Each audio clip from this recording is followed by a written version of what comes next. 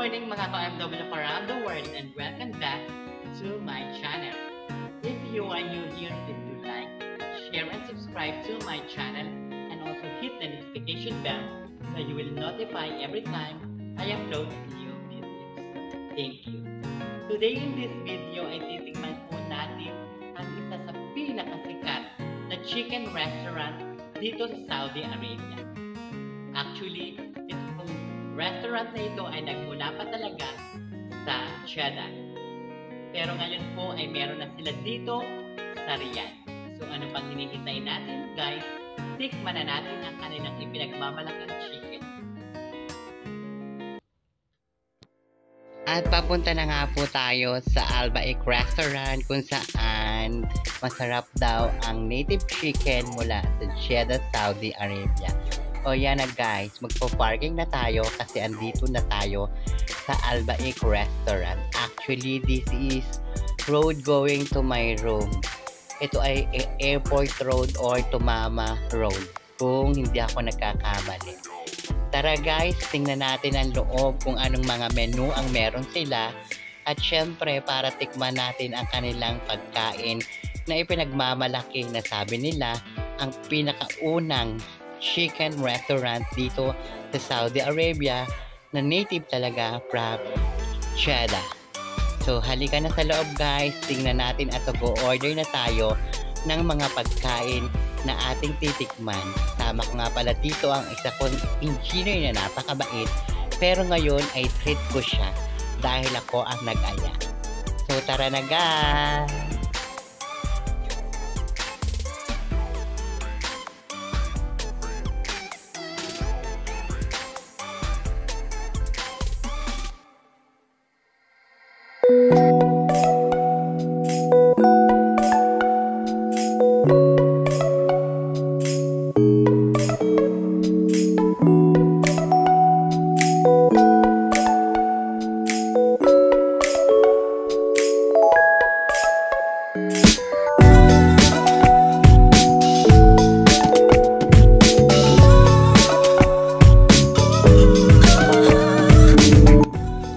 Ito nga ang pagkaing aming in-order upang tikman. Sana ay mabusog kami. Pero madami naman akong in-order kaya I'm sure mabubusog kami ni engineer sa pagkain ito. Iyala, tikman na natin guys. Tara, saluhan nyo kami. See you later. At hindi na nga namin na ipakita ang aming pagkain dyan kasi nga kami ay on break lang. Actually wala talaga kaming break. Nag-ayaan lang kami inaya ko lang si engineer na kumain kahit kami ay on duty. Kaya balik na tayo sa opisina at baka tayo hinahanap na ng mga mudir. Even though isa naman si engineer sa mudir. Kaya tara na guys, samahan nyo na akong bumalik sa aking pinagtatrabahuhan upang sa susunod ay makatakas ulit tayo. See you guys later!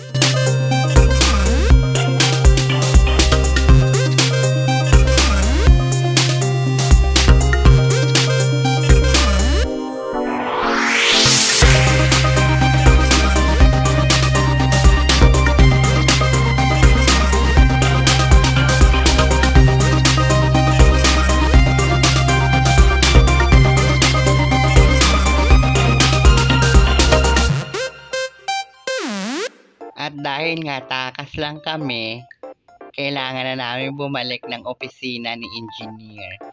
Pero okay lang naman, paminsan-minsan tumakas at minsan ay kumain sa labas dahil hindi lahat ng pagkakataon tayo ay pwedeng tumakas.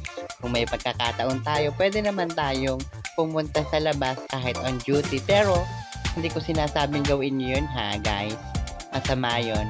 Pero paminsan-minsan ay ginawa ko yon upang matikman nga ang sinasabi nilang pinakamasarap at pinakaunang restaurant dito sa Saudi Arabia. Kaya ngayon guys ay tayo ay uuwi na at pupunta at babalik na tayo sa aking opisina upang tayo ay hindi mahuli at mapagalitan ng ating mga manager. Kahit na alam ko namang walang magaganit dahil Mababait naman sila at isa pa, wala naman talaga akong kasama sa opisina. Ako lang mag-isa. Kaya anytime pwede akong pumunta kung saan-saan at kumain or gumala. Pero hindi ko siya ginagawa dahil alam ko responsibilidad pa rin ng agency or ng aking company kapag may nangyari sa akin sa labas, lalong-lalo na kung ako ay nasa duty. Kaya guys, tara, balik na tayo sa opisina. See you later guys!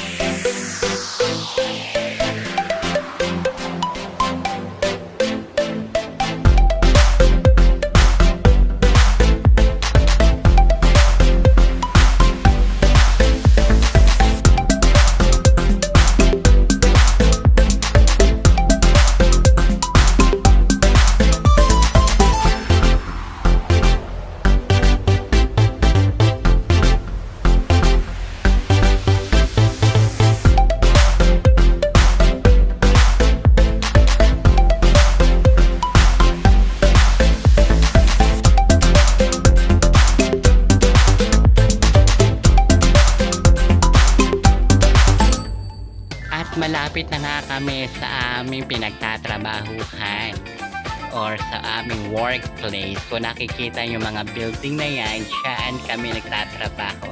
Actually, isa lang yan sa aming site dito sa Riyadh Kingdom, Saudi Arabia. Ang buong yan ay hawak namin actually. Kami ang contractor ng university niyan.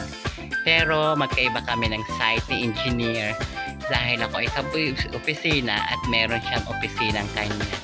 Kaya naman, iahatid niya lang ako sa opisina at siya ay uuwi na or pupunta na sa kanyang job site or kanyang job place. O diba, napakabait na engineer. Meron akong driver, meron pa akong tagahatid at sundo.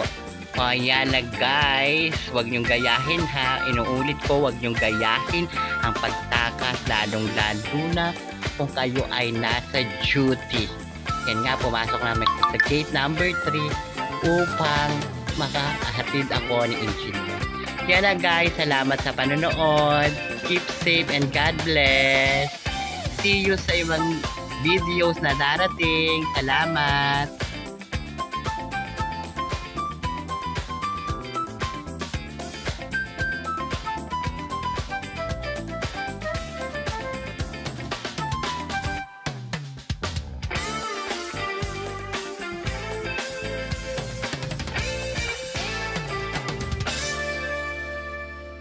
Hanggang dito na lang muna po ang video natin sa araw na ito.